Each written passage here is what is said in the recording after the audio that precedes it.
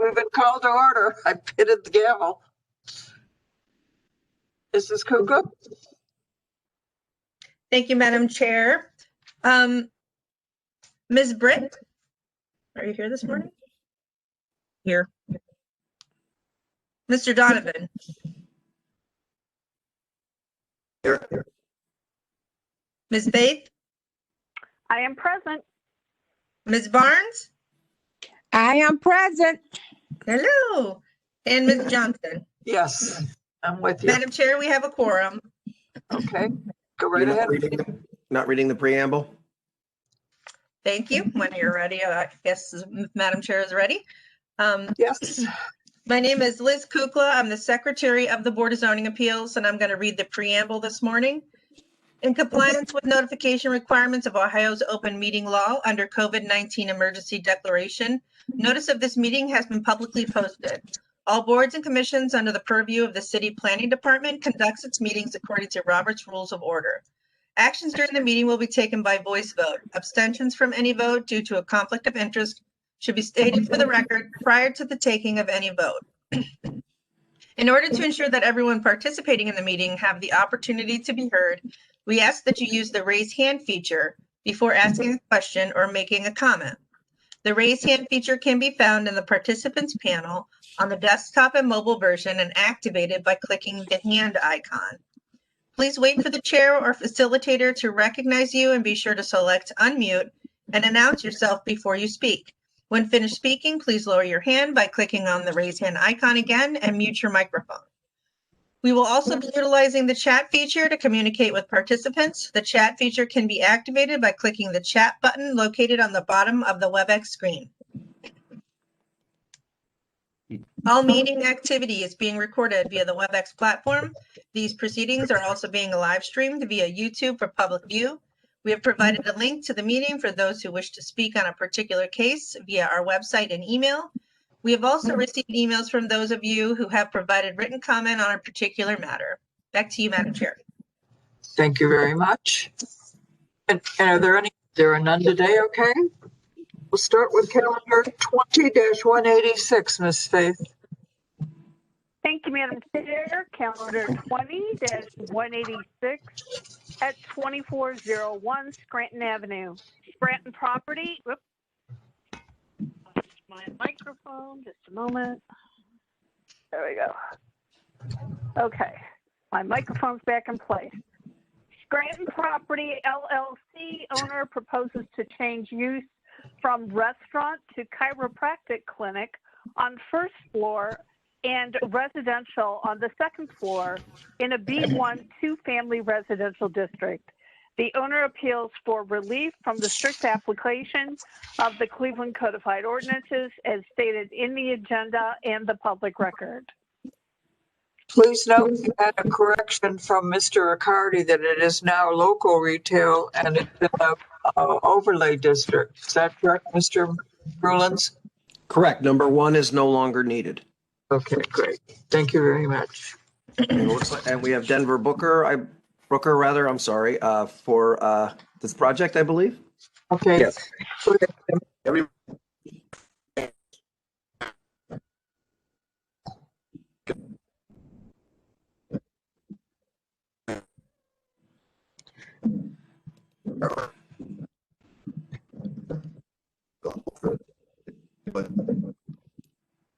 I do, Denver Brooker.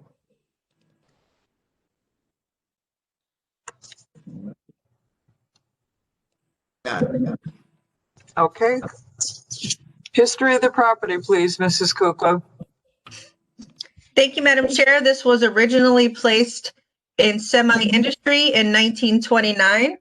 As was stated by Mr. Riccardi, the local retail district in the urban form overlay district was established in November of this year, 2020. In the records room, I found a permit was issued in 1952 to erect a one-story addition to a business and 2 dwelling units. 1967, a permit was issued to install aluminum siding to a tavern with a 2-family dwelling attached. 1975, a permit was issued to repair damage caused by an explosion. There are two variances on file, Madam Chair, in calendar 91-346. A variance was refused to change use from tavern to adult entertainment cabaret. And again, Madam Chair, in calendar 99-119, the same request was made to establish adult entertainment cabaret, and it was refused due to the res judicata issue. Now, Madam Chair, in the Acela system, we see that back in 99, there was a violation notice issued regarding unauthorized use as adult cabaret. Later in 99, the property was condemned. Then a violation notice was also issued in 99 regarding using our parking on unpaved surfaces. There was another condemnation notice issued in 99. And then in later, there was a board up issue as well, cited to the property. And then in 2000, I found that a permit was issued to correct the condemnation. It noted that that any use would require a certificate of occupancy, specifically that no entertainment was allowed at that time. And we see further that there were permits issued to correct the violations. And then starting in 2006, I found that there were yearly food licenses issued to the property, and I believe that's to present. Nope, Madam Chair, that is just to 2018. And that's all that I have, Madam Chair. Thank you very much. Yielding to the Law Department, Ms. Wagner. Thank you. Madam Chair, members of the board, appellant is requesting an area variance from the off-street parking regulations of the zoning code. To obtain the area variance, appellant must prove that denying the request will create a practical difficulty not generally shared by other land or buildings in the same district, will deprive the appellant of substantial property rights, and the granting the variance not be contrary to the purpose and intent of the zoning code. Okay, thank you very much. Mr. Booker, good morning. Good morning. Are you representing Scranton Properties? I am. Thank you. Have you submitted a letter that says you could represent them? Yes. Okay. Mrs. Kukla, do you have that? Yes, I do. Okay, thank you very much. Go ahead, Mr. Booker. All right. My client purchased this property in, I believe, 2016 with the intent of rehabilitating the property as an investment.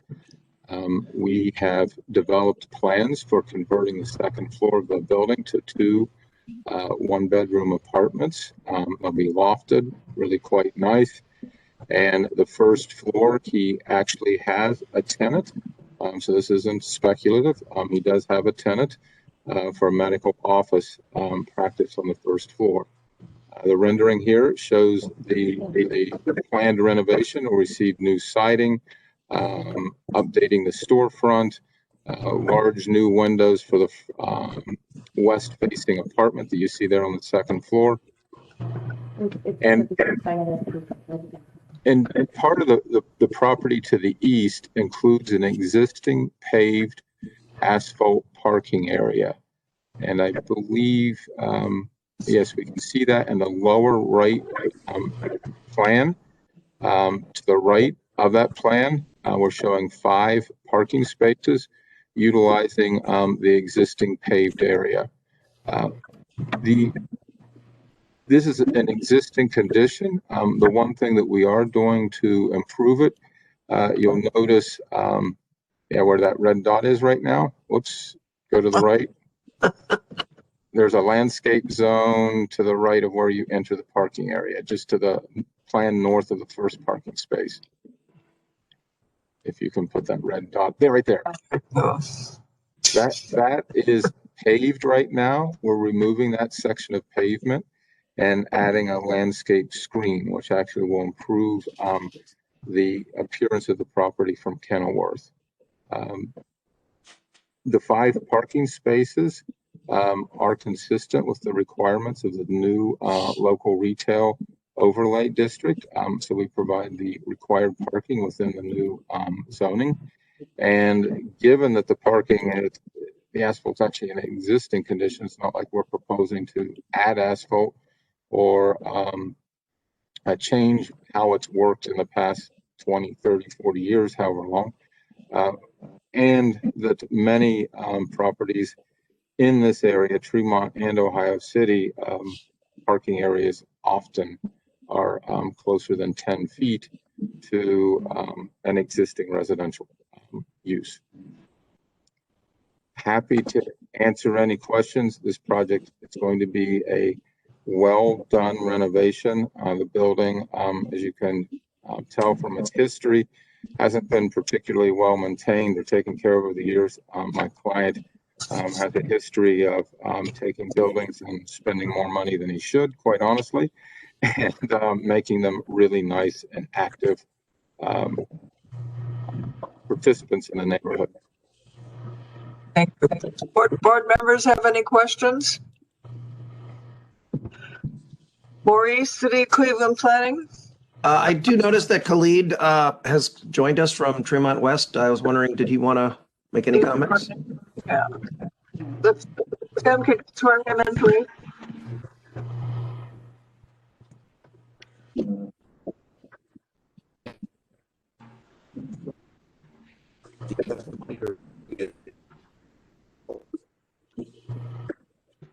I do. And your name? Oh, Khalid Hawthorne. I do. Thank you. All right. Thank you. Yeah. Okay. Your comments, Khalid? Good morning, everyone. So this is actually a project that has been supported by Tremont West and the community previously for the rezoning process that was mentioned earlier. I'm sorry, I apologize for missing the first portion. I'm assuming that the one of the variances should be rectified by that rezoning. Yeah, and like I said, we're looking forward to this being redeveloped. It's been an eyesore for a long time, and we can't wait.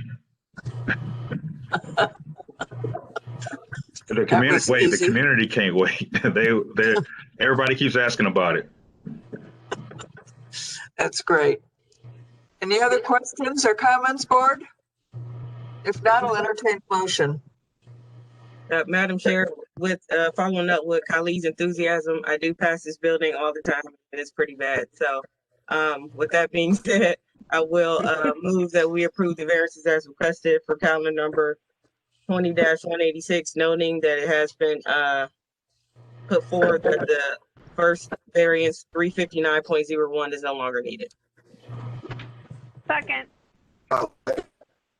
Okay, call the roll. Liz, call the roll. Yes? Is Tim breaking up for everyone Yes. else like he is for me? Okay. Yes. Yes. Tim, did you have something to ask?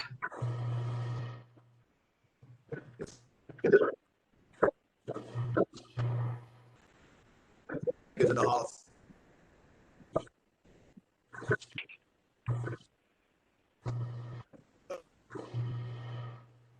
I didn't understand any of that. I'm sorry. No. Okay, thank you. He seconds it. Thank you. Call the roll, Liz. Thank you, Madam Chair. Ms. Faith? Yes. Mr. Donovan? Yes. Ms. Britt? Yes. Ms. Barnes? Yes. Ms. Johnson? Yes. Calendar 20-186 is granted. It'll be ratified next week, and we will send you a letter. Thank you so much. Thank you. Okay, well, the next case, Ms. Faith, is going to be 20-190 at 7912 New York Avenue. Yes, thank you, Madam Chair. Calendar number 20-190 at 7912 New York Avenue. Michael S. Divas appeals under the authority of Section 76-6 of the Charter of the City of Cleveland and Section 329.02D of the Cleveland Codified Ordinances and disputes the decision of the hearing examiner in Parking Violations Bureau on October 8th, 2020, concerning the City of Cleveland waste collection issuance of civil infraction ticket number WC 40438319, issued March 26th of 2020, regarding failure to comply with section 551.111B in the Cleveland Codified Ordinances, filed November 9th, 2020. Thank you very much. Could everybody please mute their microphone? We're getting a lot of feedback. Thank you. Is Michael present? That was, I think, Michael Barth. I just muted you, sir, because we're getting a lot of feedback. Go ahead. Is Michael, who's here for this case? Is Michael Davis present? Is anyone from the city of Cleveland?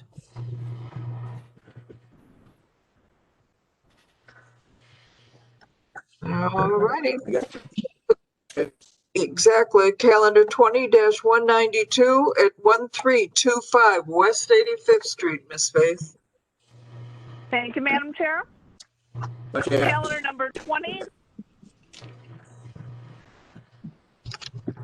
I'm sorry, what did you, did Mr. Donovan say something? I'm hearing someone.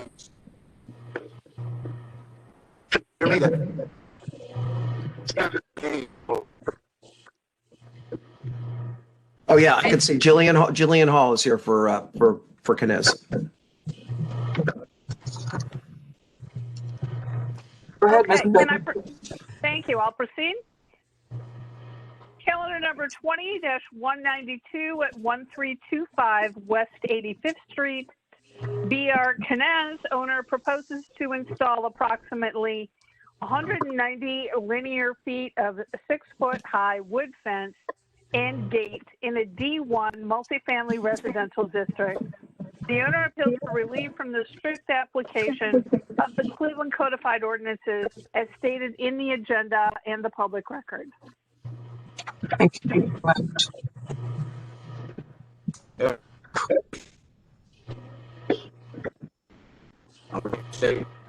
Yes. I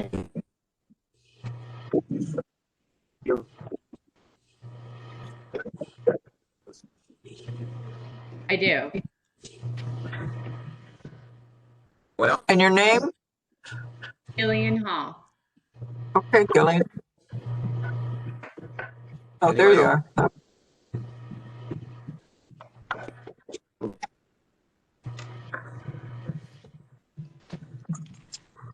That's it. Okay. Thank you very much. Liz, history of the property? Thank you. There's been no change in the zoning since 1929. I didn't find any records in the records room on this property. I did check our 1913 Sanborn map and found that there was a residential structure on the property. There are no variances on file.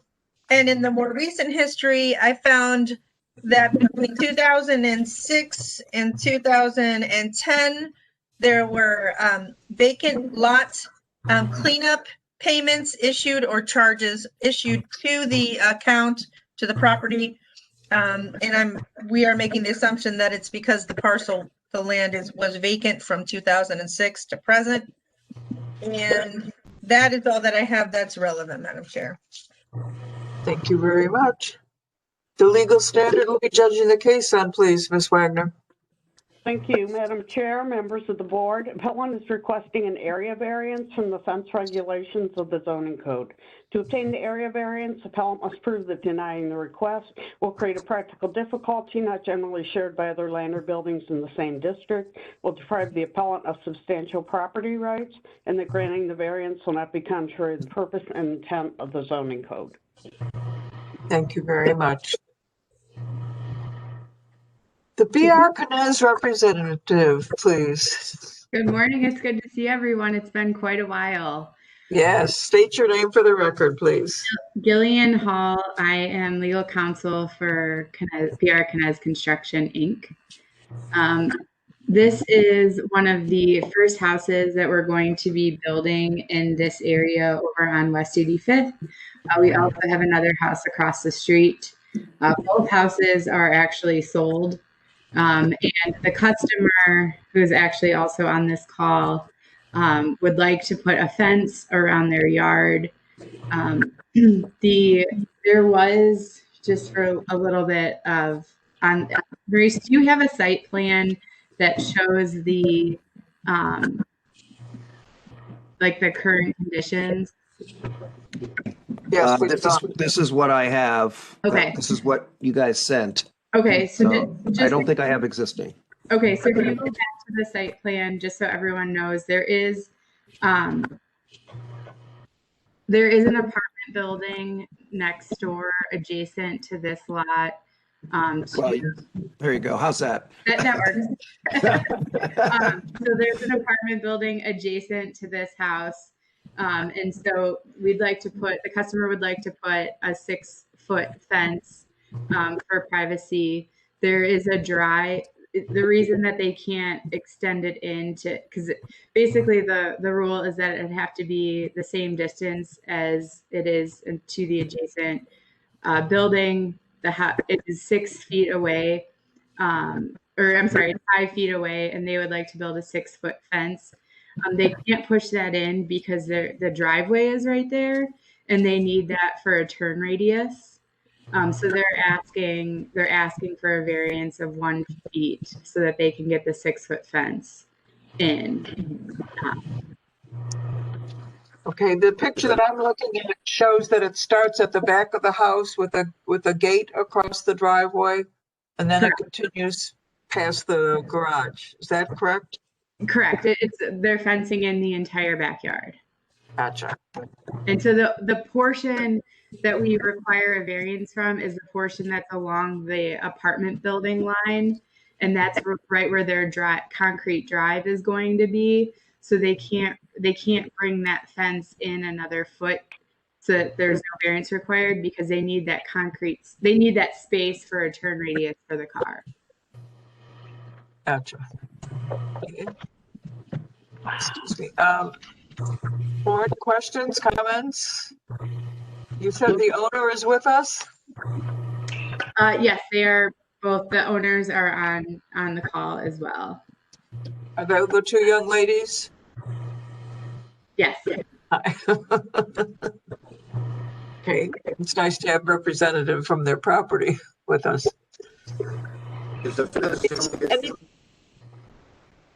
I'm sorry? The fence. Yes. Okay. Okay, Maurice, City of Cleveland Planning? Madam Chair, City Planning definitely supports this 1-foot variance. Probably one of the more minor variances we've approved in a while. So yes, we are fully in support of this. It's great to see this street being redeveloped. Yeah, I'm a little offended by this 1-foot variance, actually. Yeah. I'm with Inches, but not a foot. you. Okay, unless there's a problem or any questions for the new owners. If not, I'm willing to accept go right ahead, whoever. A motion, let's go. Madam well, Chair? Okay, go ahead, because I will make this. You want to go, Kelly? I was offended, so I'll make the motion. Go ahead. Given this is a very minor variance, I move that we approve it as requested. Second, call the roll. Thank you, Madam Chair. Mr. Donovan, Yes. Ms. Faith, Yes. Ms. Britt, Yes. Ms. Barnes, Ms. Barnes, and Ms. Johnson. Yes. Calendar 20-192 is granted. It'll be ratified next week, and we will send you a letter. Thank you all. You're welcome. Thank you. Good luck. Did Michael Davis appear? No? Okay, then we'll go to calendar 20-165 at 3989 Lee Road. Madam Chair, this case was postponed from November 9th, 2020. This is calendar number 20-165 at 3989 Lee Road. Excuse me. International Graphics owner and Michael Moore, leasee, proposed to change the use from retail store to gaming video lounge in a local retail zoning district and an urban form overlay district. The owner appeals for relief from the strict application of the Cleveland Codified Ordinances as stated in the agenda and the public record. Thank you very much. Is Mr. Moore here? Hello? Who's here for this case? I'm here. Who are you? Michael Moore. Looks like we have Michael Moore, and I believe Councilman Jones is also here for this case. I don't see any of them, but Yeah, Michael Moore's there.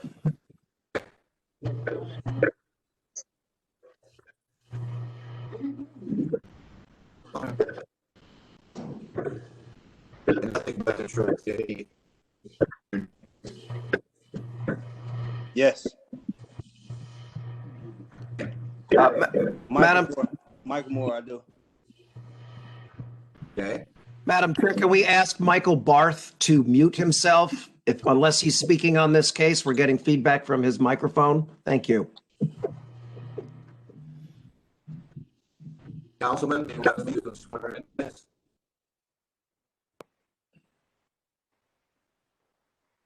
I thought you said Councilman Jones was here. He is here. He is muted. Sir, I don't know if you realize you're muted. He may have stepped away from his phone.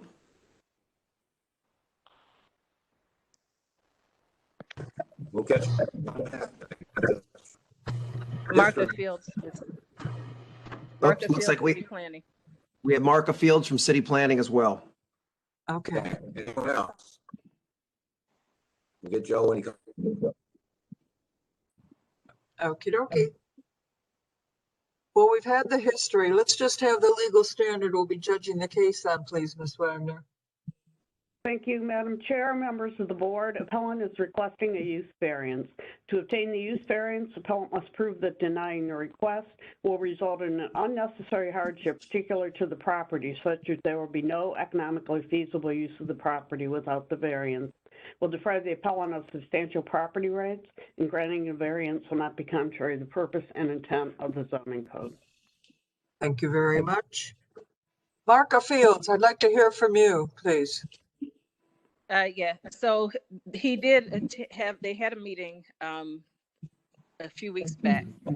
And from my understanding, I had to leave a little bit early, but I did follow up with the councilman afterwards. He said that they still needed to have some conversations with some of the local pastors and the school. I don't know if that has happened between now and the time that I talked to Councilman Jones, but the other concern was with parking, ensuring that they had enough parking for their customers. It looks like they have a small lot in the back and maybe a couple along the side. So my recommendation then was also to for them to try to get some shared parking, maybe talk to some of the businesses that are close to them to see if maybe they can get additional spaces. Okay. Mr. Moore, Yes. any comments on what Marka had suggested? Yes. First, we one of the first meetings, the ones which she was present for, I guess for half the time. I basically laid out exactly what this small business was trying to do, and I've also spoken with the presidents of the block club in regards to the parking, which I laid out at least 10 parking spaces that this business alone would have for a small business, especially like right now while we're in COVID protocol. It was 6 feet. It's not a big business. There's legal on-street parking directly. If you can look at this building, the same length of this building, you can have 4 to 5 cars, full-size cars parked directly on the street. It's on street right here. There's no housing all the way up into that gate. 3 spots in the berm and 3 spots in the back. So I didn't think that parking really should be an issue. When the first issue that came up was they had the wrong idea what the business was going to be. I laid that out. Everyone's on board now, but it doesn't seem like the job of getting in touch with everybody is being done correctly and understanding where they stand with this new business. We spoke with the block club presidents and everything. I want to say about 3 to 4 nights ago, and everybody was for it. Councilman Joe Jones was on the phone, and everybody's in agreement for this new business. So I don't understand what else we can do to assure the people that this business is great for the new neighborhood. Mr. Martin, can you just tell me this car that's parked on the sidewalk there, a black car?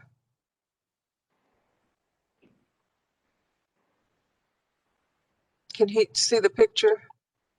Okay. Is that your car? No, that's not my car. This is one of the. Who's parking on the sidewalk right next to your business? This is one of the things that I called Councilman Joe Jones about in the past. For me not to even be open, we're not open right now. So this couldn't be my car. I called him about that once I got the building and let him know like this is happening. What can we do to get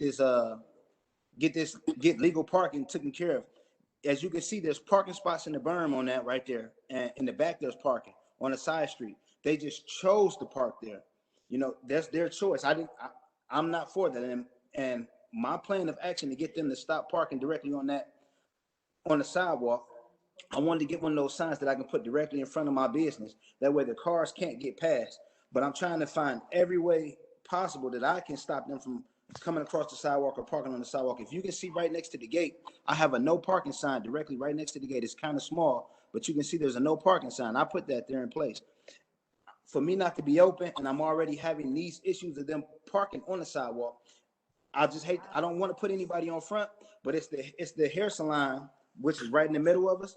Their people are parking and driving across the sidewalk. I've spoken with the owner of this building, and she's threatening to have her remove her. She can't stop her patrons from parking and driving across the sidewalk. And what I expressed to Councilman Jones and the rest of the block club, I'm being charged or being punished for the mismanagement of the hair salon when I just want to have families, children, women, men that love gaming come in, play the game, and have some coffee.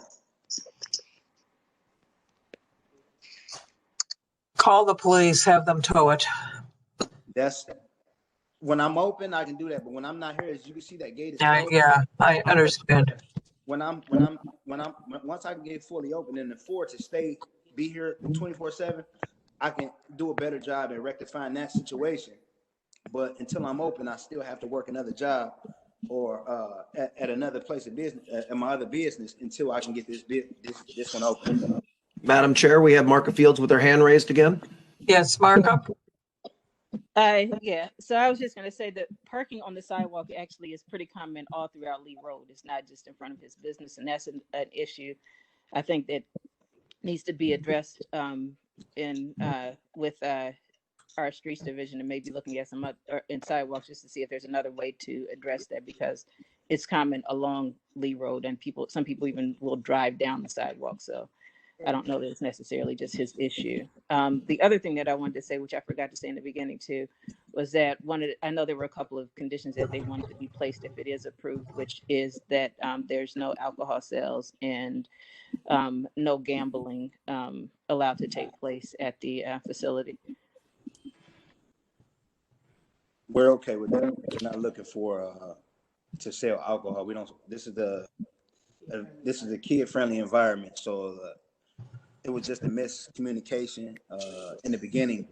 That the Game Cafe, that's what that stood for when we put a coffee mug on the emblem to show like it's coffee, not no drinks. We don't want that. Well, I'm sorry about the parking that's illegal. I'd like to see those cement bollards put there, but that's not going to happen in my lifetime, I don't think. So somehow we have to get that changed because it's going to impact your business, that's for sure. Yes, I also have a security guard in place for when we open to try to help enforce that. He will sit, there's a desk right here in the front that he would sit and probably try to help them keep them from parking on the sidewalk, let them know. And I guess by me putting a fold out sign right there, maybe some flags for a new opening, they may pay attention and hopefully they'll stop coming across and parking there. But as you can see right there, there's a berm they could have actually parked in or parked directly in the berm, and they chose not to. I guess they're scared that someone will hit their cars or something, but they can park directly on the side street, which may be a little bit more safer. I just don't understand these people. They're kind of hard. They're kind of hard to deal with. The people in the middle. The owner's young, and she claims to tell her patrons that they can't do it, but they do it anyway. If you can't keep them in line, then you shouldn't service them people. Well, we all know that isn't going to happen. But thanks for the idea. Okay, board comments, questions, concerns?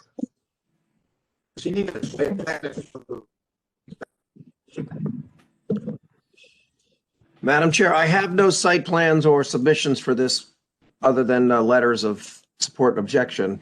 I have an aerial view, that's it. That's my car in fact. What they was this? That's my truck in the back, so they was parked.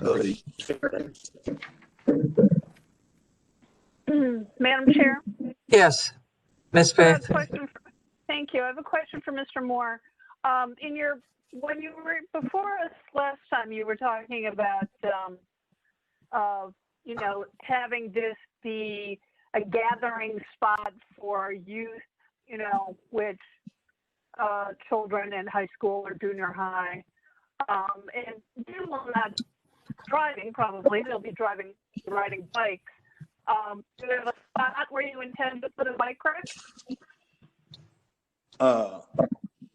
I haven't even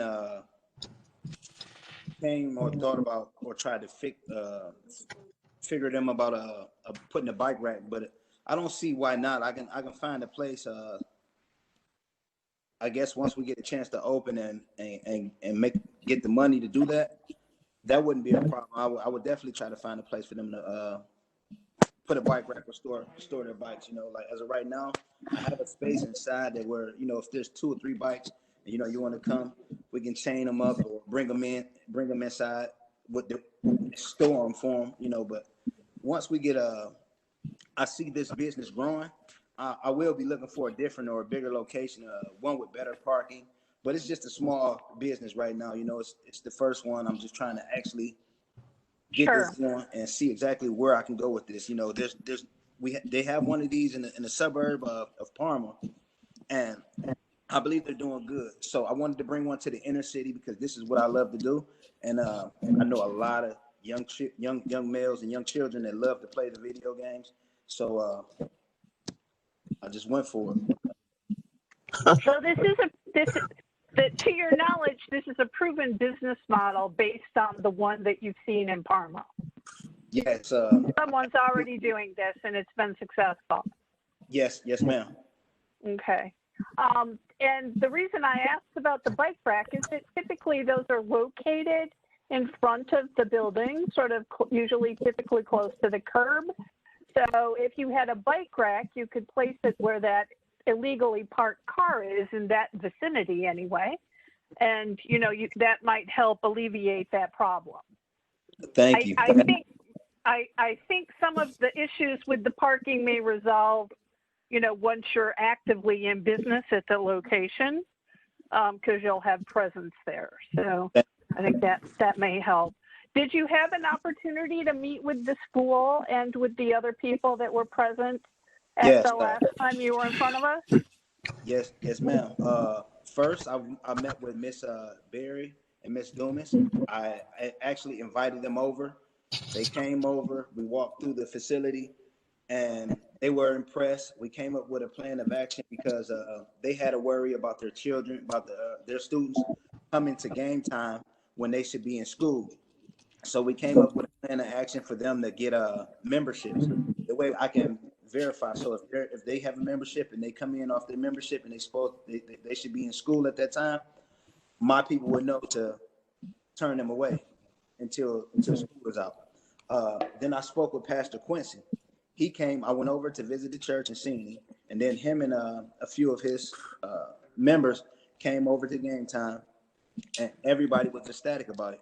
We were instructed to do a meeting. Last time we were on the WebEx, we were instructed to do the meeting here. For some reason, we had the meeting at the Harvard Community Center, and I wasn't able to actually show the people exactly what this is, or let them know they can get a good view of the park. And once you come here, it's a lot easier to see instead of me just telling people, oh, this is what it will be. This is how it will look. This is how much parking we have. You have to actually physically be there to see it. So I kind of feel like I was at a disadvantage in that point for the people who weren't here. But then I had a meeting on the phone with Miss Williams and the rest of the block club members from around the area. I spoke with them, and everybody welcomed it. Like they were just, it was only one person who had an objection, but her objection was really plausible to me because she doesn't stay here. She didn't like, she said she was worried about the parking, but her daughter stays on the street. So I asked her, I said, well, may I ask, where does your daughter stay on the street? That way I can assure you that, you know, my parking wouldn't affect her. My job would be to monitor the parking and the trash being thrown. If you can see there's garbage right there on the ground, that's not me. So she told me, oh, well, it doesn't matter. But I come to find out that she has other reasons why she wouldn't want me here, you know. And I feel like if this would have been a problem for your daughter, you could have just invited her so she could have voiced that to me. I can't hear her daughter's argument. Her mother hasn't even really invited her daughter to, you know, give me a reason why this business should be here. But other than that, I spoke with everybody. They were in agreement. So I feel like Councilman Jones, are you available to hear?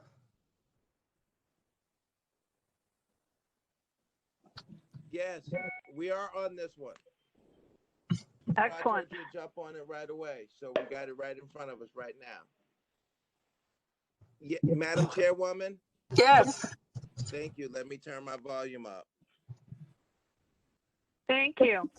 Couldn't hear what he said. Okay, great. Can you guys hear me now? Yes.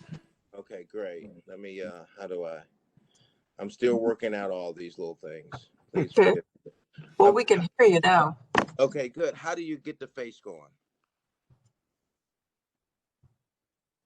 Jeez. I didn't hear that. Madam Chair, do we need to swear the councilman in, or the councilman not need to be sworn in? Tim? Okay. Yeah, do it. Yes. Raise your hand. Yes.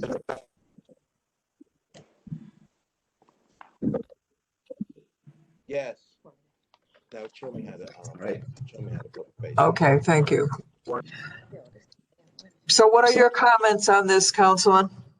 Well, Madam Chairwoman, we've had an opportunity to talk to. Don't worry about it.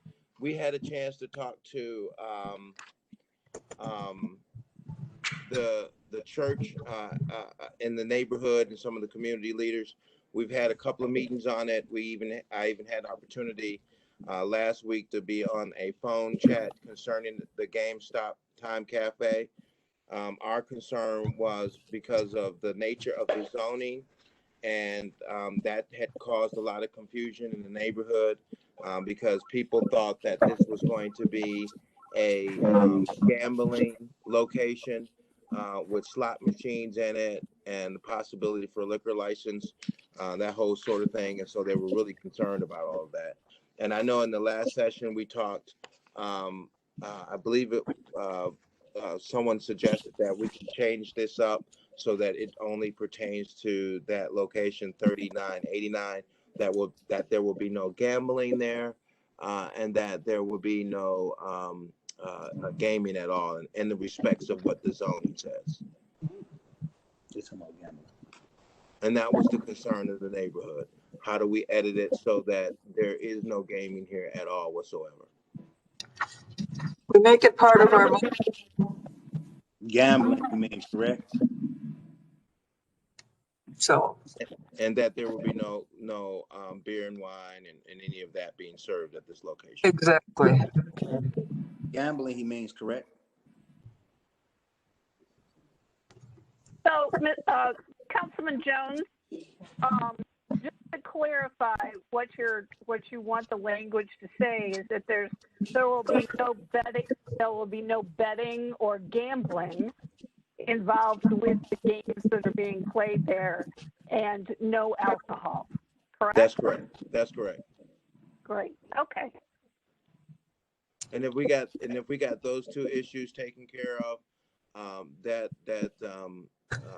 remedies the issue in the neighborhood. The challenge was, in my mind, I had no idea that we could that could be done, and I had sought the legal understanding of that. Can we legally be able to do that under this zoning variance? If it's part of motion, It's part of it will be part of motion, yes, Would that be a Lori Wagner question? yes. I think I already discussed that question in a privileged attorney-client communication, but certainly if the applicant agrees to that, it can be part of the variance granted by the board. Sounds like somebody's playing a computer game right now. Maurice, City of Cleveland, Well, that would be Mark of Fields has our. I would like to make one point. I really like the idea of putting the bicycle racks out in front of the business, although you would need to get permission from the city because it'd be, I think, in the right of way. But it would kill two birds with one stone, so to speak. You know, you'd have your bicycle parking, and you'd prevent this on street. You know, the cars from parking on the sidewalk. But maybe Councilman Jones could help the gentleman. Yeah, we could do that. We wouldn't have a problem with that. In fact, Mark of Fields has the okay. So opinion. And that's another thing I talked to, because the other issue here at this location is parking. So parking has been talked about extensively. How do we change the parking? So my thought was, could we do something along the side of the building where we have inserted parking? And I talked to Mrs. Marker Fields about that, but that's something that we certainly have to look into. well, they've not been cited on parking, I don't believe. No, they don't. They don't have the parking. They don't have no parking here. This is not a great site for parking. And that's where you have opposition from other people in the neighborhood, because they're concerned that you'll have a situation where you have parking going up and down the streets that may be an issue in the future. And so that was a part of the discussion. How do we deal with the parking scenario? When I initially talked to Mr. Moore, I was trying to see if maybe there was another look here where we could get parking somewhere else. And then we haven't, me and Mr. Moore hasn't talked yet about the possible expansion, because I think what he has something here, he's really got something going, which I see it possibly as expanding when you have like video gaming like this. So, and when we talk about expansion, maybe we might have to look at a different location. That's only due to the fact of the parking scenario at this location is really lousy. Madam Chair, we have Mr. Moore with his hand raised. Yes, Michael. Yeah, I don't want to ramble and go on about the parking, because it's, to me, for a small business, I don't see it as being as much. Okay, somebody's phone is ringing, or what? Yes, and Madam Chair, this is Kelly. We don't, if parking's not on the Yes, one of the that's variances, what I we don't said. really need to. Yeah, we don't really need to discuss that right now. If Right, it's just a use variance, we need to stick to what we're talking about on the agenda for right now. right. Well, So, it was just making sure that as the chairwoman, you know, all the bits and pieces of why people are, you know, concerned in the neighborhood. So that was the biggest issue here at this location, was the parking. And it could very well, you know, if it were not, you know, for people like me who initially have been supportive, it could have killed the project, just the parking alone. So it is a issue that hopefully we can remedy somewhere down the line. Because guess what? Well, I want to just elaborate on that. Game time cafe patrons will legally park.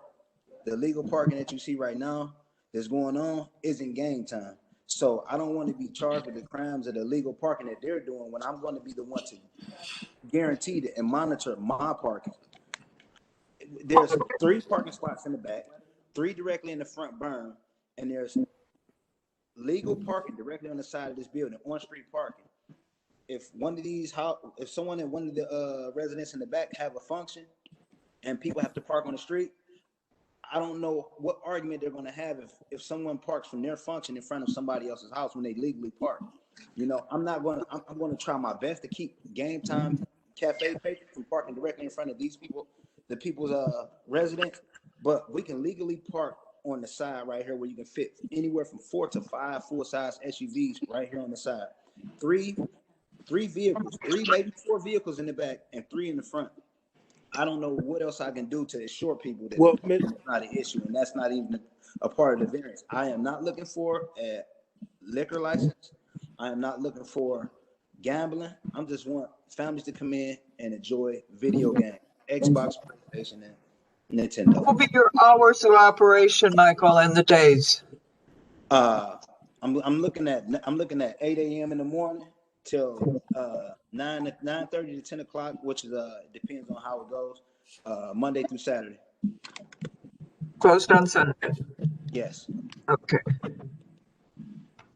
Board, any other questions? That'll entertain a motion. Madam Chair, since this is the second time around for Mr. Moore, we've heard a lot of testimony and we've had input from neighbors. We certainly appreciate the participation of city planning, Marcus Fields, and of the city councilman. I think, Mr. Moore, you are certainly at a benefit having the stakeholders in the neighborhood involved in the project, and also such a close relationship with city planning and the councilman in your project. I'm assured that between Councilman Jones and Ms. Fields that you'll be able to get a bike rack out on that front sidewalk, and I think that will certainly help alleviate some of the parking situations out front. With all that said, I move that we approve this variance with the understanding that there will be no betting, no gambling, and no alcohol of any sort to take place on the premises. Is there any other discussion, board? Yes, the hours and days of operation. Thank you, Madam Chair. The hours will be limited to 8 a.m. to 9 p.m. Monday through Saturday, and closed Sunday. Is that agreeable with you, Mr. Moore? Yes, I was looking at, so we He can't. said 10, I'm sorry, Alana, he said that he would be closing at 10, not 9. At 10? Okay. Yes. All right. So the hours will be 8 a.m. to 10 p.m. Monday through Saturday, closed Sunday. Yes, ma'am. Okay. And So that's Second that. we need a second? I second it. Okay, thanks, Kelly. Call the roll, Liz. And Madam Chair, just for the record, is the appellant also agreeing to the no alcohol question? Yes, I do. Okay, thank you. Mr. Donovan?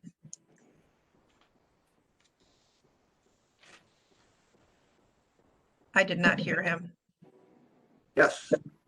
Thank you. Ms. Faith? Yes. Ms. Britt, Yes. Ms. Barnes,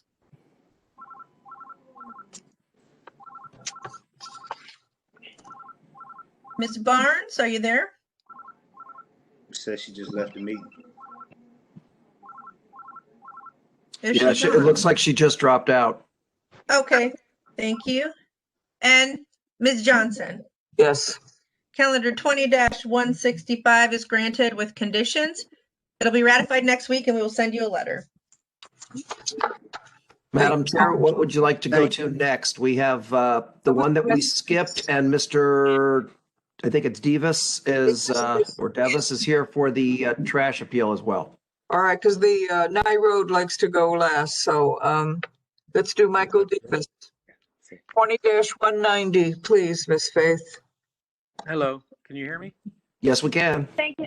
Okay, Thank you, this Madam is Mike Chair. Davis. Thank you, Mike. I'm going to read your case. We'll get you sworn in, and then we'll proceed with your statement, okay? Thank you very much.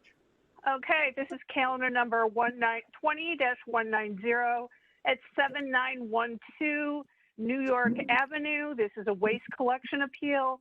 Michael S. Davis appeals under the authority of Section 76-6 of the Charter of the City of Cleveland and Section 329.02D of the Cleveland Codified Ordinances, and disputes the decision of the hearing examiner in the Parking Violations Bureau on October 8, 2020, concerning the City of Cleveland waste collection issuance of civil infraction ticket number WC 40438319, issued March 26, 2020, regarding failure to comply with Section 551.111B in the Cleveland Codified Ordinances, filed November 9th, 2020.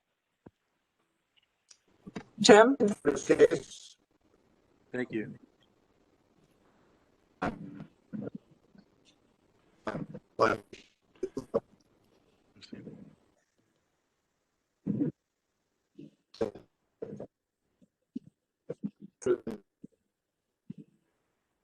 I do, Michael Davis. Anyone else? Anyone? Yes. Thanks, Tim. Legal standard, Miss Wagner. Thank you, Madam Chair, members of the board. Appellant is appealing an administrative decision. The standard of review to be applied is whether the administrative decision was illegal, arbitrary, capricious, unreasonable, or unsupported by the preponderance of substantial, reliable, and probative evidence. If the appellant fails to meet this burden, the administrative decision must be affirmed. Thank you very much.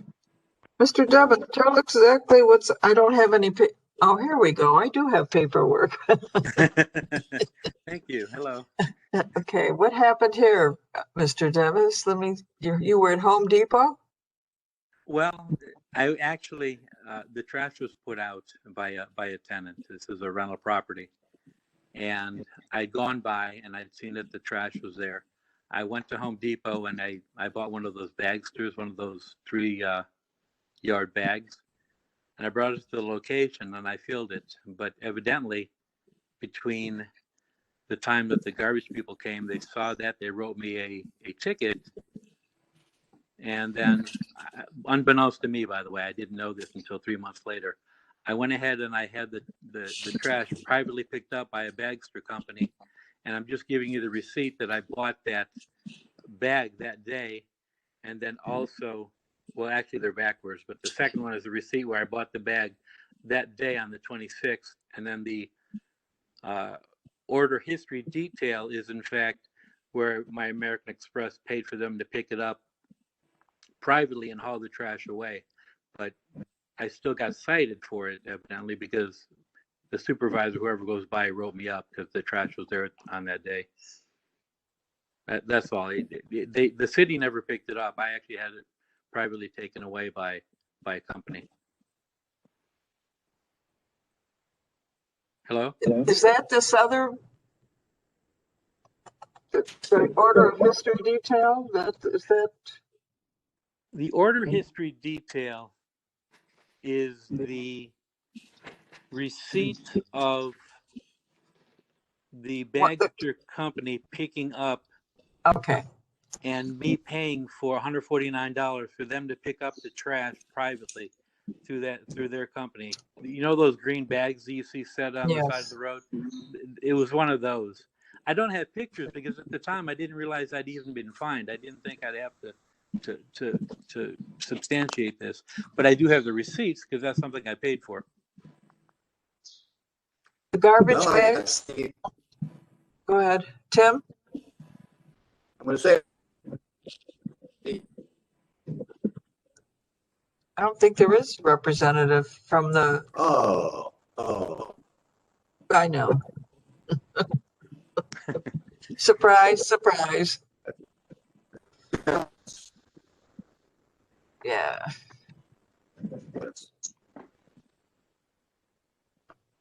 And you paid I paid $29 for the actual the Home Depot receipt. I'm looking for it here. The Home Depot receipt. I paid $29.95 for the bag. I bought that on 3/26 at 12:51 p.m. I think that was the day I was cited. Yeah, but you got a receipt here for $90.99 and only No, one. you're right. I do have a receipt for $90.99 because I bought. You got a key, you got a switch cord, you got the toggle switch. I don't know what, Right.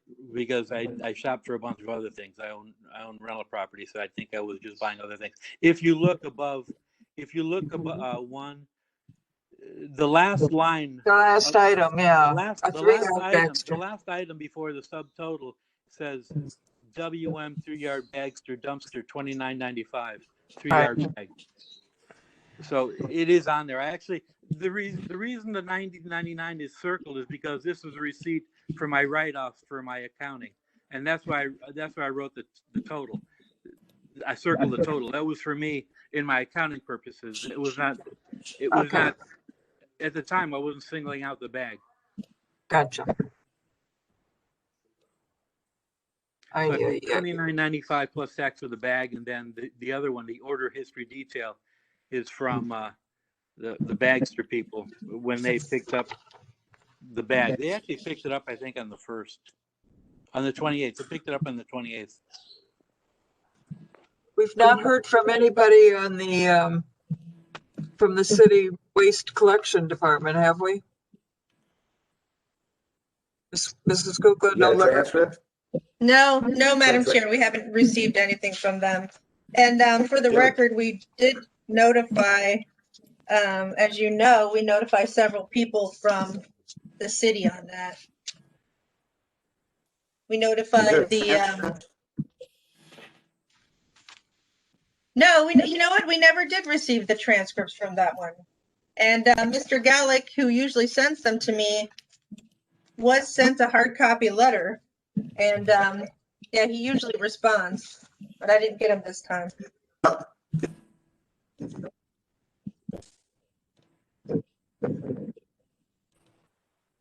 Tim, you're breaking up. We can't understand you.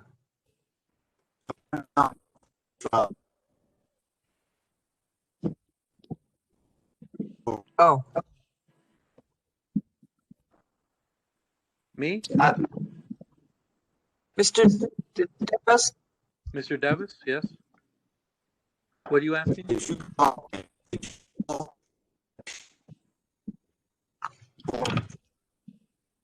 Yes.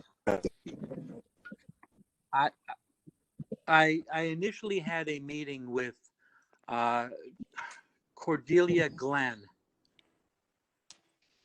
on Thursday, September 24th at 9 a.m. We had a Zoom meeting. And I had two cases. I had one that she reduced it over on Macomb Avenue. This one here that we're speaking of, I didn't have I had the receipts, but I needed to send them in.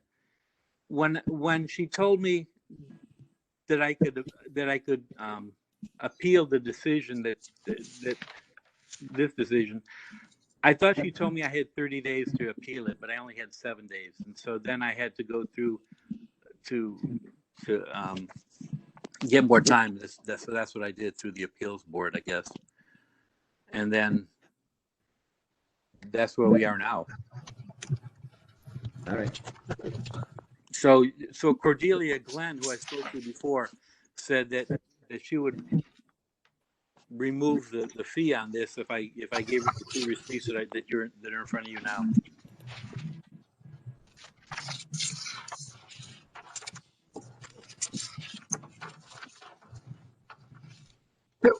There was another slide, Maurice. Oh, yeah, that's. I'm trying to see. Which slide did you want, Madam Chair? Hold on. I've got to put my glasses back on. I'm trying to see a date here on when this one was. Because this looks like a whole lot of stuff that, Looks like the notice date is June 16th, 2020. all right, that's not the same one as March 26th. Yeah, that is. Yeah, June 16th is when they sent when I probably got the notice. The ticket, the actual ticket.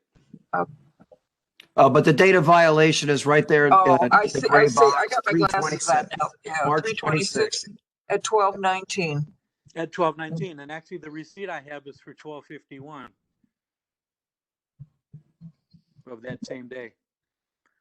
But like I said, I didn't realize I'd even been ticketed at that time. I was just I was just trying to be cautious about it to make sure that I picked up the stuff because I knew I would get fined if it stayed there. Well, you can only come out so much. Well, you believe me, this lady was a hoarder, so she could put out plenty. No, I know that, sir. I didn't put it out. I understand that, sir. So that's why I bought that's why I bought the bag and I filled it and had a private contractor take it away. Right. So she moved out permanently? Is that what you're saying? She moved out. All right, you got to be a little cautious when it gets near the date at the end of the month. The people are moving out. You need a neighbor to be a little bit helpful with you. You know, slip them a $10 bill or something and say, "Call me if you see trash out there," because it's a lot cheaper than a $350 fine. Well, I understand. Unless you're going to drive by it every day, but I see that you live in Independence, so I don't think you're going to be driving by every day. Well, no, not every day, but I take care of my properties because I want to. Yeah, no, I understand that, but you can't be there 24 hours a day. Correct. Yeah. Board comments? I just have a question. Yes, I'm go not ahead. sure since the other city people aren't here, but on March 26th, I'm wondering if the garbage pickup had already changed for COVID, because bulk pickup changed, for COVID, and still has changed on what can be picked up and when it can be picked up. Bulk pickup is typically now the first collection of the month, but only certain items can be picked up. Furniture has to be wrapped in plastic, all those sorts of things. So I'm just wondering if that had any impact on this situation. And I don't know if we have anyone that can answer that question. Rick with us now. And that was a concern of mine because I knew that was happening. I wasn't sure really what was happening with the city, and I don't think at that time it was kind of early that they really had everything in place as far as what they were doing. So there was some concern, and that was in the in the back of my mind. Are we even allowed to put this stuff out? And would there be some leniency if it was put out? So I didn't know that. Like I said, I tried to take care of it myself so that we wouldn't run into this situation that we're in now.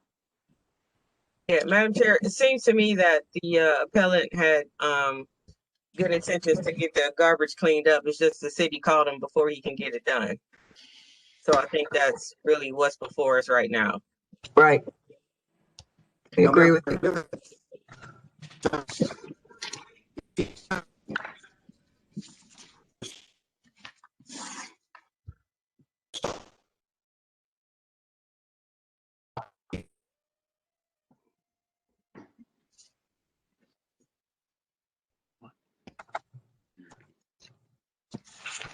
You hear me? Very frustrated. Tim, Did you send them? Tim, it's very hard to understand you. Can you try and restate that? Yeah, well, Or type it into the chat. chat now. Why is there a picture of me?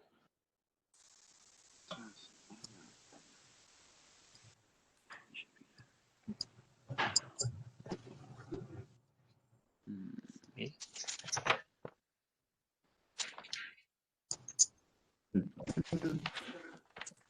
Hello, Miss Kukla. Hello. How are you? It's good. How are you? Are we waiting for this gentleman to repeat himself? Yes, we're waiting for him to type into the chat what he was trying to say. It sounded like he was just trying to confirm that that you paid for somebody to remove the garbage and that you had receipts for that. Okay. Yeah, there's nothing else I can provide because, like I said, had I known we're in this situation, I would have taken a picture of an actual picture. You have the pictures of the junk, just not of the bag being picked up. We have pictures of me paying for it to be picked up, but not actually a picture. We have the picture of what was there. That was just shown. Yeah, exactly. Tim, are you sending? I tried. Poor guy. Well, actually, you sound better now. You sound better now. You don't sound. Well, here's what you sound.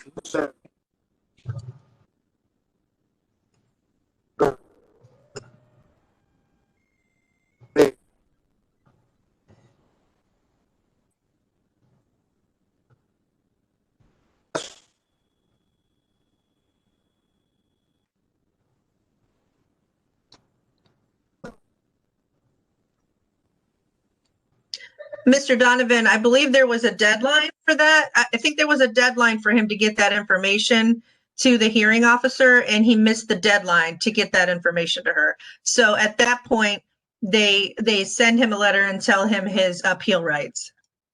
Okay. Well, Which is why he's here. Which is why he's here now. Make a motion based on that.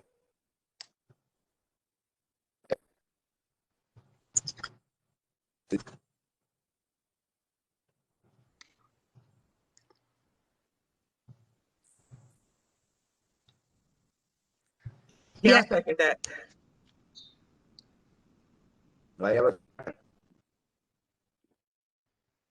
I did second it, Tim. I'll second it. Call the roll. Thank you. I will call the roll. Ms. Faith, Yes. Ms. Britt, Yes. Ms. Barnes, Ms. Barnes, yes. Mr. Donovan, Yeah. Ms. Johnson. Yes. Calendar 20-190 has been granted. The fees are overturned and reduced to 0. It'll be ratified next week and we will send you a letter. I want to thank everybody. I appreciate it.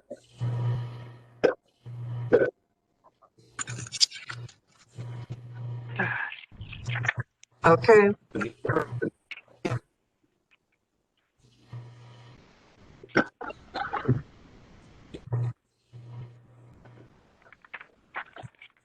Copy of the receipts that we just had.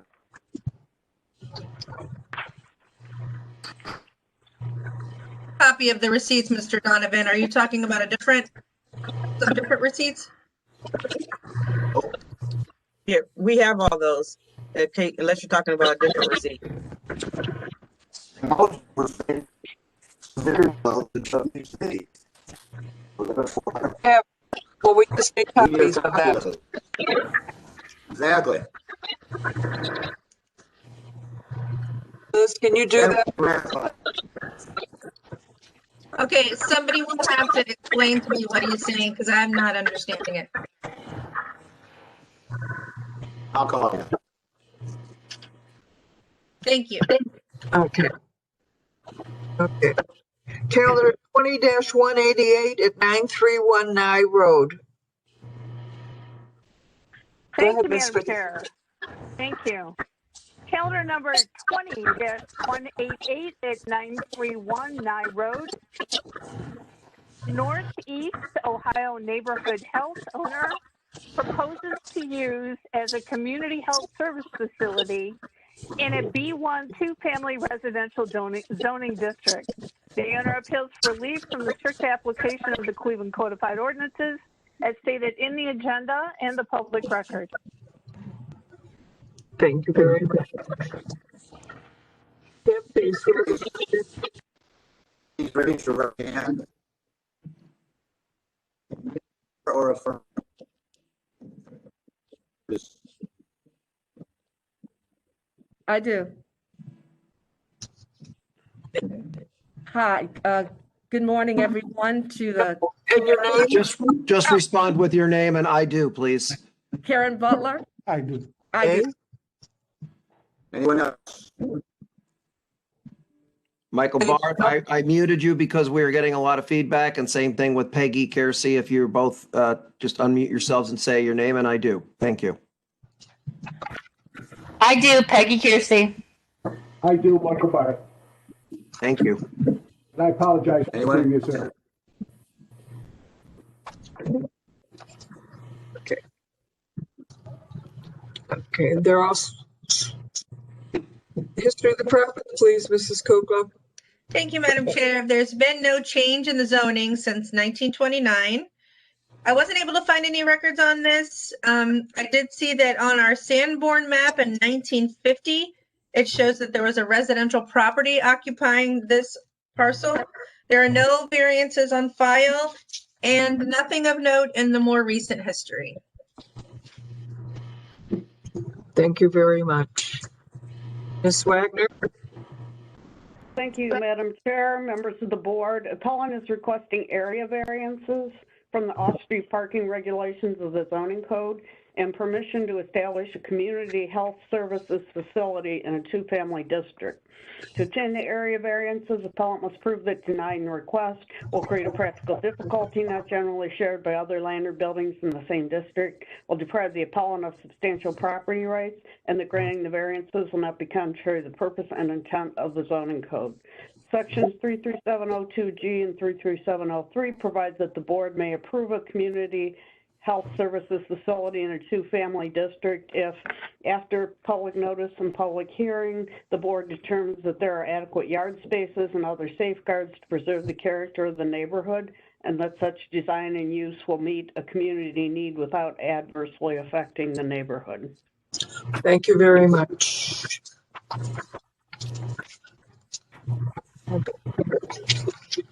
Who's representing the health system?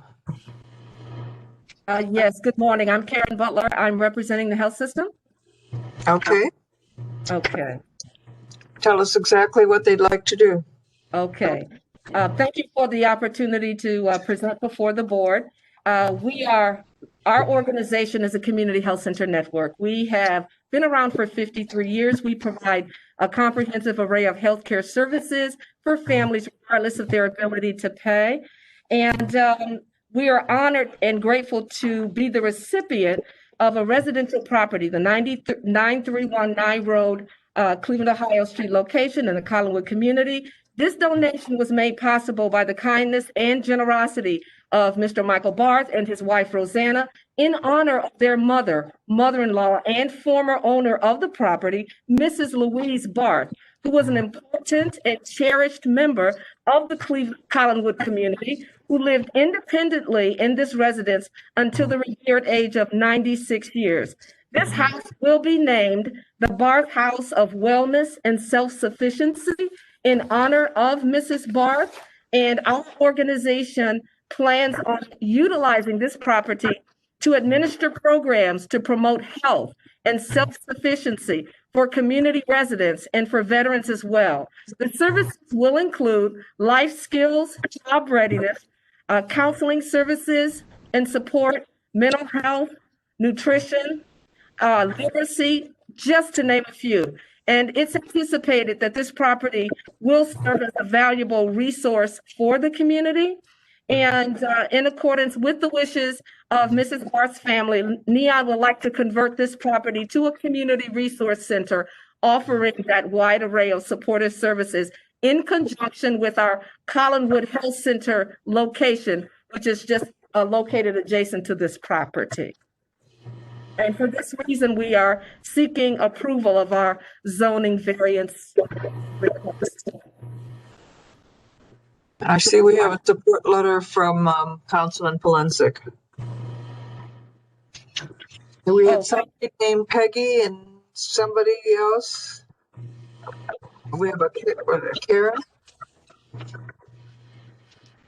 Yes, Madam Chair. I'm Peggy Kiersey. I'm here from Greater Collinwood Development Corporation. Okay. On behalf of the Greater Collinwood Development Corporation, we stand in support of project.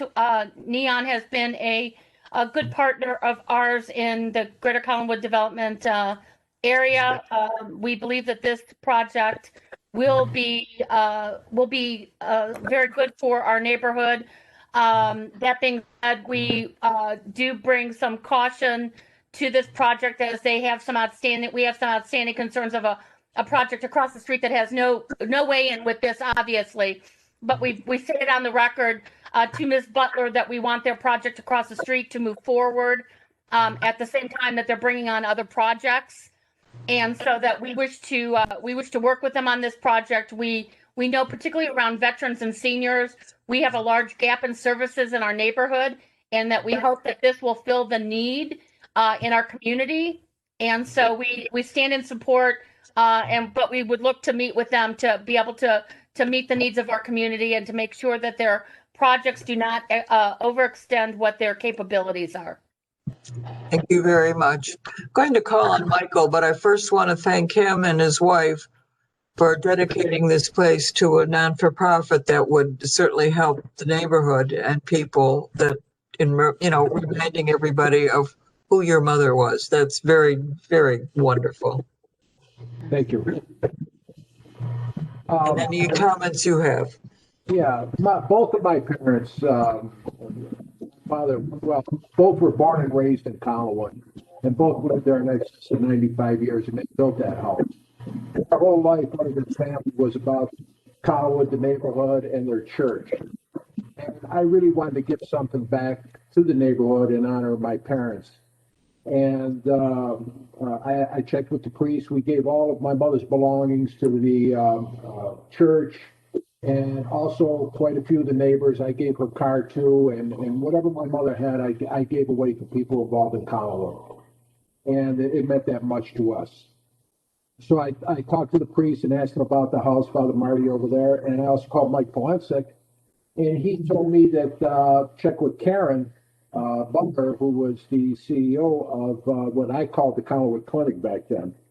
And Karen and I got together, and here we are. This is what we came up with. So I'm really happy to do this, and it's really an honor that she's willing to name the house in honor of my parents. It means an awful lot to me, and I know it means a lot to my parents. So thank you. Thank you. Looks like it's in great shape, so. Beautiful shape. Yeah. Good. Glad to hear. Board questions, comments? Can you hear me? Yes. Yes, Okay. Jen.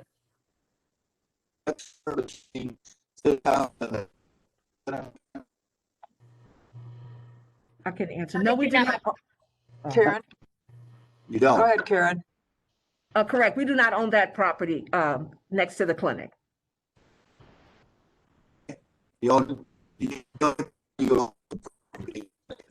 Correct. Okay.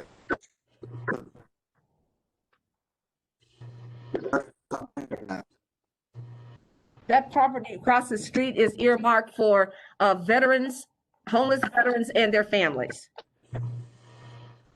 The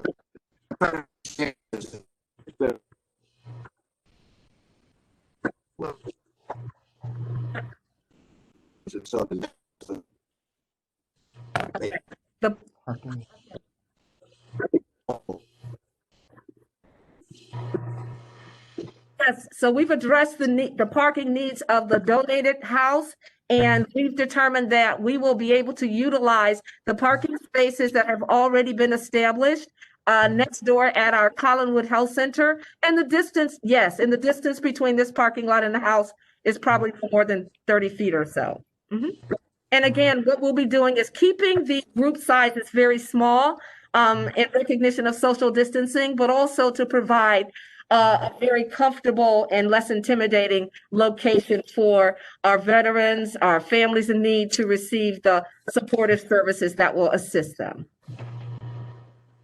So you're on the White Building? Yes, we do. That's the Collinwood Health Center. And in fact, we've been at that location since 1985.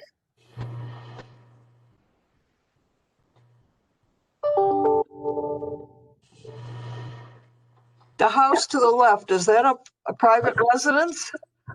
That is correct. Okay.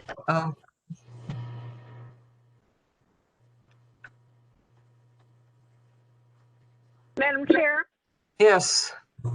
I just wanted to point out in Councilman Polensik's letter, since he's not with us today, he sent this letter, obviously, and he's in support of the project. But if you read in the second paragraph, Councilman Polensik also addresses the parking situation and speaks to the offices of Neon that are adjacent to this property, and that Neon's parking lot will be available for additional parking. So I just wanted to bring that to the board's attention since we're talking about parking. Thank you, Ms. Fay. Are there any other questions? Lord? Maurice, City of Cleveland Planning? Madam Chair, Maurice Rowan, City Planning. I'm based on the support of the CDC and the support of the councilman, and the fact that there is ample parking at the Neon location, one house away at the corner. We are in support of this variance. I'll entertain a motion.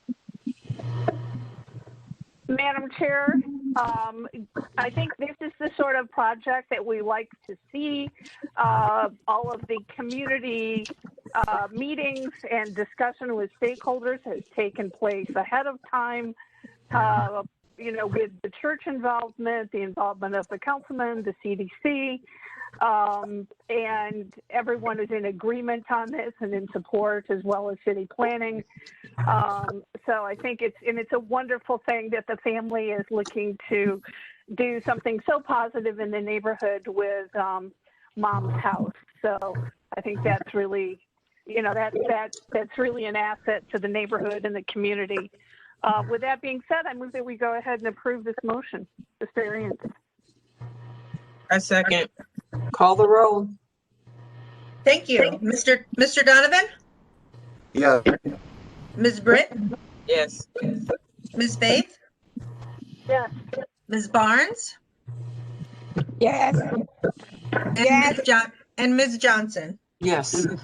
Calendar 20-188 is granted. It'll be ratified next week, and we will send you a letter. Thank you so much. Thank you. Good luck. Thank you, Michael. Thank you. You're welcome. Old business 1, 2, 7, and 8. Without objection. Without objection. That was Ms. Britt? That was. Objection, Ms. Okay. Tim says yes, and Ms. Barnes says yes, and Ms. And I say yes. Good, and I say yes, so fine. We also have a request for an affirmation on John Avenue. Getting the construction, why are the construction drawings not done because of the COVID-19 epidemic? I don't understand. Don't they draw the drawings at home on a board or at their office? I live in a world. I don't understand. Right. Without objection. Kelly, without objection. Without objection. They're probably done on AutoCAD, Madam Chair. But that means they may be going through the process of getting approval from various parties. So that may be the delay because of COVID. How nice you bailed them out.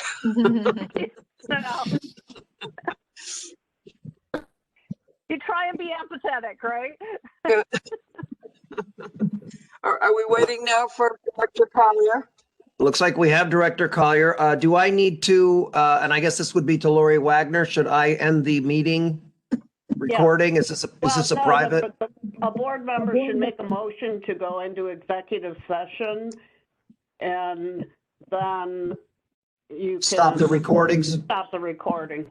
Okay. The meeting is adjourned, but we're going to go into executive session with Director Collier. Okay, 1 second, please, while I end this. Madam Chair, I believe we have to have a motion to adjourn and then a motion to go into executive. When all the business has been completed, actually, you don't need a motion.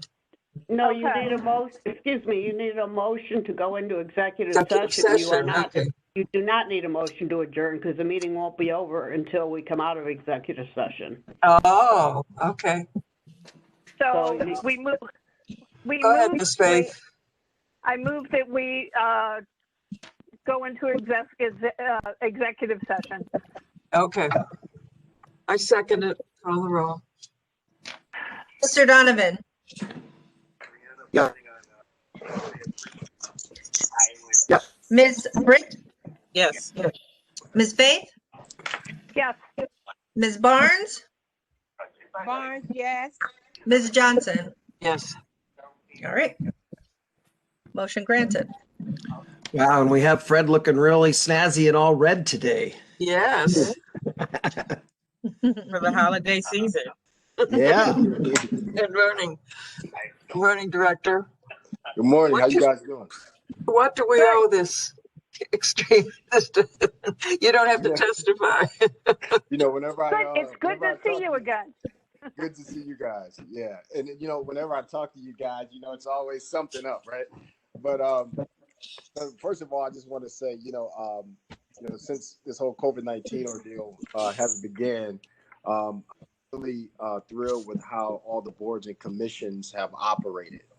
We really took the bull by the horns, and I'm really thankful as to how our chairs and our commission and board members have handled things. And you know, I tell the mayor he's not necessarily down with this, but you know, we can operate like this forever. But of course, that's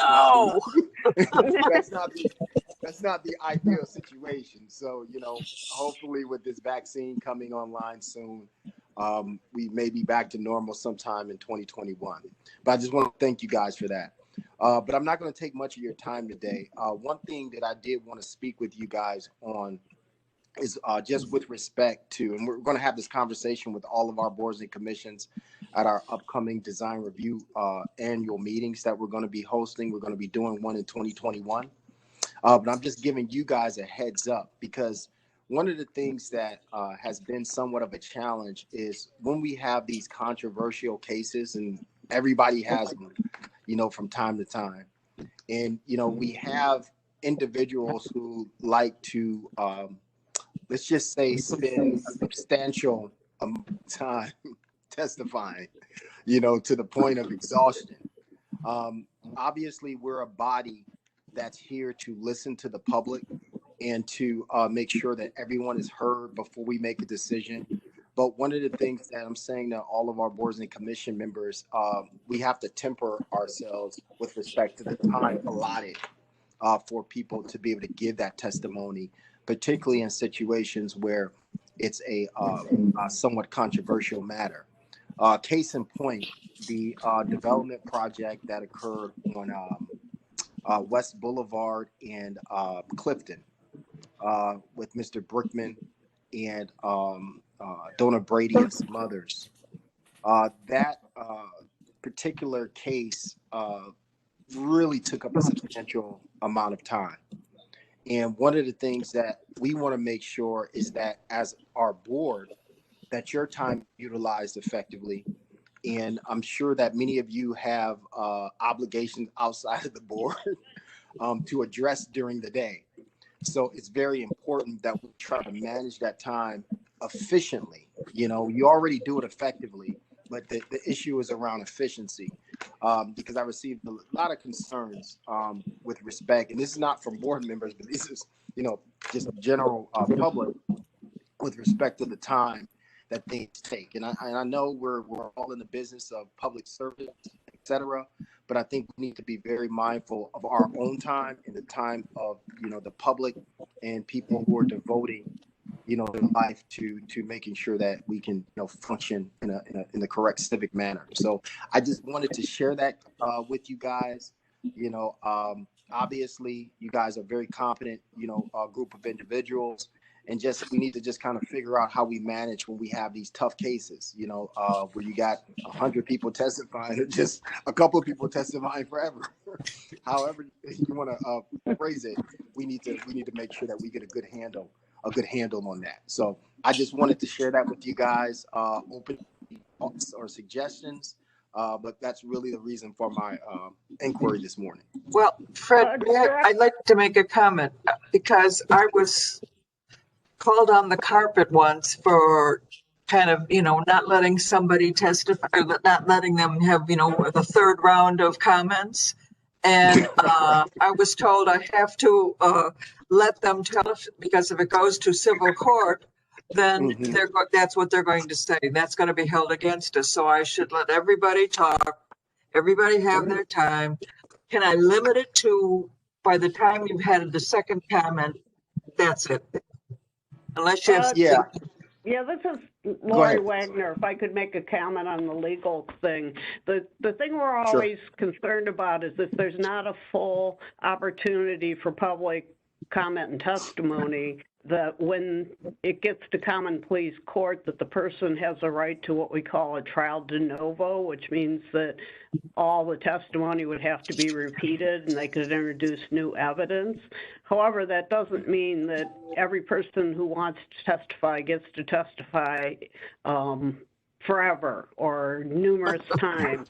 I think you're probably in good shape if you know it's a case where there's a whole lot of people and a whole lot of emotion, to put a time limit on people's testimony outside of the parties, of course, but the neighbors and things, and also indicate the rules up front. Say, you know, we will allow people to make a 1 or 2 minute comment, and maybe they can make a second comment, but we're not going to hear the same comment over and over, something like that.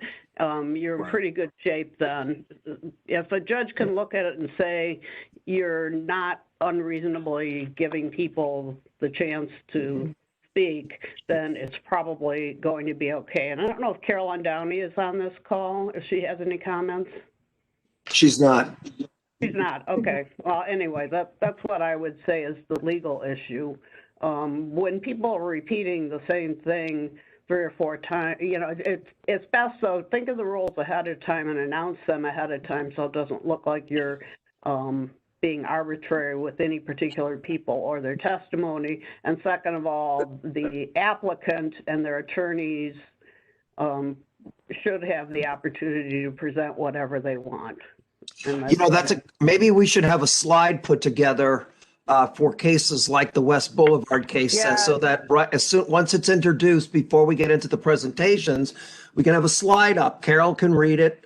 That basically says exactly what Lori said. You know, we acknowledge that we have 25 people that want to talk today, so we're going to limit comments to 3 minutes or whatever. I mean, I can even that's too long in this venue. I can even set a timer. 2 minutes, whatever. But I can even set a timer here and notify each speaker. 3 minutes is way too long for one person. I know at the RTA board. Well, they I was give just them throwing out a 2. number. Yeah. That's fine. And the other thing What- is people can be encouraged to send in written comments also. Right. Yes. I like the Yes. idea of putting it up on screen so that, like Lori says, we announce it at the beginning of the session that, we are going to be doing this, and that way it's not like it catches anybody by surprise. I think that's a good idea. But- And the other thing just to keep in mind is in court, there's an issue of standing or not standing, but certainly you have a right to distinguish. As I said, the applicant has to be allowed to say whatever they want. If it's an immediate next door neighbor or something, the more affected the person is, possibly the more leeway you want to give them. If it's these people coming in that don't even live in the neighborhood, that 1 minute seems like enough. And I mean, you don't necessarily want to put that up on the screen. Just keep it in mind when you're listening to people.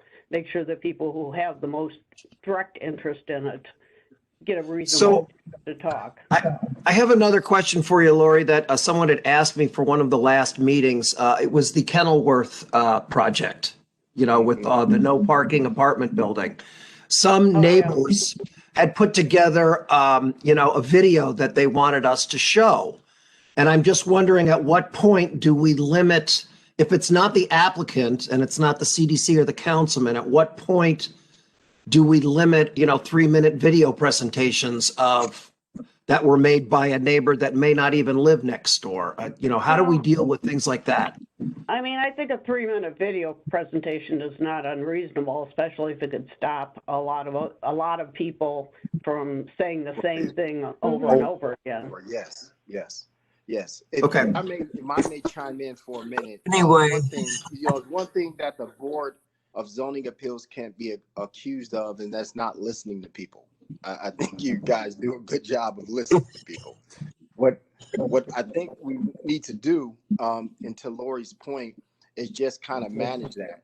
One, that can take a lot of pressure off of Carol having to quarterback these really volatile situations with being transparent and having the rules of engagement, listed, Lori. That's why I kind of like what Maurice had indicated about particularly having something on screen. That's as transparent as you can be, and let people know that this is going to be how everybody is going to be heard and ensure. That's a great idea, especially during these virtual meetings.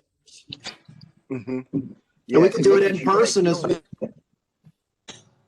Want to be in a situation where you're getting into these one-on-one personal exchanges and it gets messy. Right. We have an obligation to hear people, but we also have the obligation to maintain civil discourse. And in order to do that, you have to have some clear parameters set so that everybody has the opportunity to be heard. And I'm sure any court would support that. Without a doubt. Go ahead, Lynn. Can I ask this? I guess to Lori, I guess to everyone, would it be acceptable if we put a timer on it? I know, We used to. Kelly mentioned the RTA board meetings. When you go to an RTA board meeting and you speak to the board, you're limited to 2 minutes. There's a timer on the screen that is behind the board and in front of the board. And I also know from Toastmasters, when you do a presentation at Toastmasters, it's very often time limited to 2 minutes, and like at 20 seconds, you get a green light while you're speaking, a yellow light at like 30 seconds, and then a red light when your time is up. How'd that work in the presidential debates? I can try to look for a timer that I can display on screen. I think that's a fabulous idea because it gives them the feedback of, they can see on screen that they've got 2 minutes or, 30 seconds left or whatever. And then once it goes off, then, that's it. The timer's a great I'm sure idea. Tim was with Madam me on Chair? the board, but we used to have a clock that we used to, and then she held it, and that's exactly what she would do. But she would time it for 3 minutes, and 3 minutes is long. Let me tell you. Yeah. It's Madam Chair, it's doesn't sound, it's, I think one of the things, that Carol has done that I think is good is in the middle of these meetings, she will tell people, ask people, if you don't have anything new to say, you know, Right. back off. I mean, I think it's perfectly reasonable to put in a thing about no repetitious testimony. And once again, just to make sure the applicant and their attorneys could not be subject to those time limits, but it's perfectly reasonable for the neighbors to be. And I agree, 3 minutes is a lot longer than it sounds like. yeah. Yeah, it is. Madam Chair, I have something to say. Go ahead, Marlene. Okay, I have a problem with the people coming on and calling names and accusing us of this and that. I feel like when that person says that we say whatever it is against the board, I think we should not hear them anymore. All this arguing back and forth with them. I'm trying to see what could we do to stop all that argument. Well, unfortunately, as board members, name calling is not appropriate. No, name calling is not acceptable. As board members, though, unfortunately, you are public officials subject to the First Amendment, so people do have a right to say something that if it relates to the decision of the board or something, that's perfect. They have a right to say that. There's no reason or call for people to be personally attacking board members, and I don't really think I've seen that while I was here. I mean, not during a meeting anyway. So, yeah, you know, they are subject to the First Amendment, and that does give people a lot of right to talk. Mhm.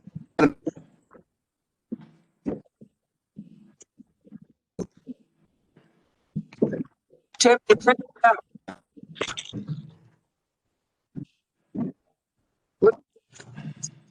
you're broken up. No, but we can see you. You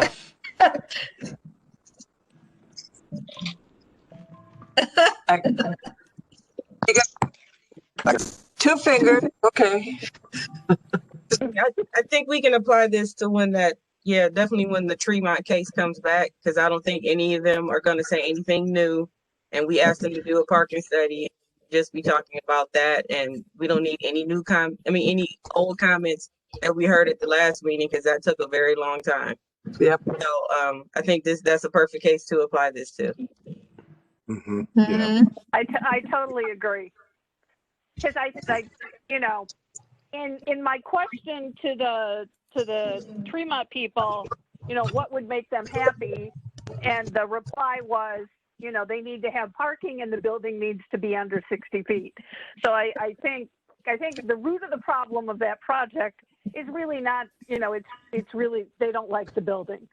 So, so I agree that we're only going to hear the same sort of thing over and over again. Well, it's fine to remind people that this is a continuation of a hearing, that everything that was said previously is part of the record and is under consideration by the board. So try to avoid repetitious testimony. Is that something else we could make a slide for, perhaps? You know, like, you know, if for the cases that we've heard before, you know, this is a repeat hearing or whatever, and right. You know, and if you say we've heard it, it's part of it. Whatever you testified in the first hearing is part of the permanent record. Absolutely. Right. And, you know, for those cases where we've already heard the history of the property, you know, something to that effect. Yeah. Would Lori be offended, or would Lori be interested in making that part of her legal standard that she reads, or who would we want to say that? I don't think it's part of the legal standard. I think what Maurice is saying about something, you know, up on the board before the meeting is good. That legally, that appropriately should come from the board itself. Okay. But I could remind. I mean, if you want, if you think it's helpful to have somebody like me say, you know, this is a reminder, I have no problem with that either. I think that would be helpful. I mean, because it that way you become sort of a sentry, for the meeting Right. on certain topics. So take some of the load off of Carol. Yeah. I don't do anything now, but Tim, it looks like Tim has a knife with blood on it on his picture. Oh, Tim, are you alive?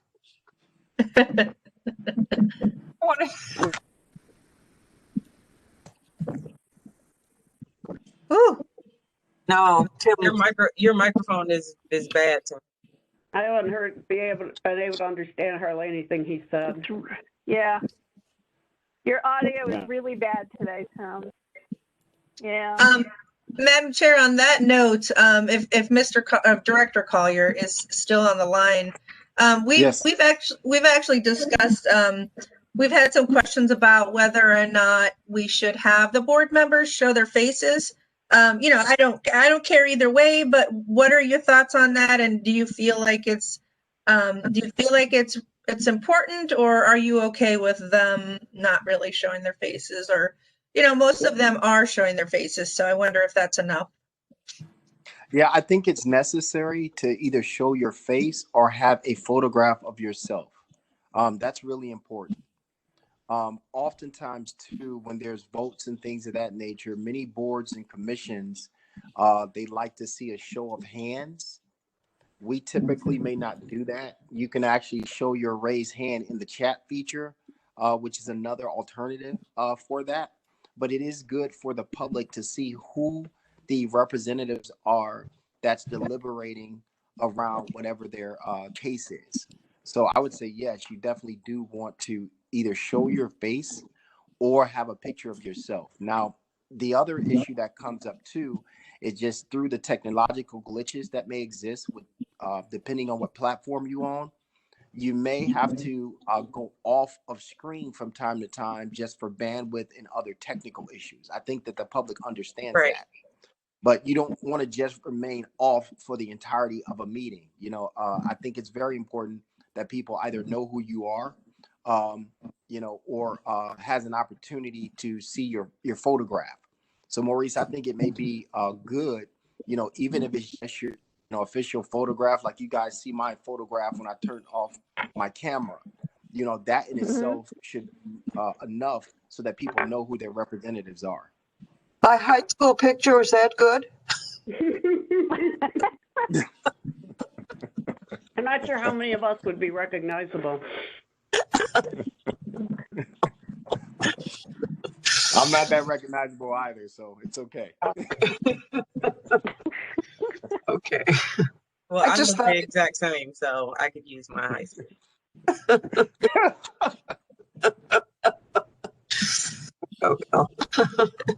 Okay, I just wanted to end it with a little levity so that everybody could relax and enjoy. Yes, yes. I Thank have you guys. one. That's another thing. Yes. Thanks, Director. Yeah, there's mine.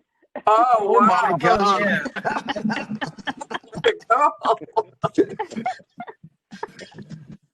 I'll have to dig up some kind of a young picture. My friend sent that to me. Oh.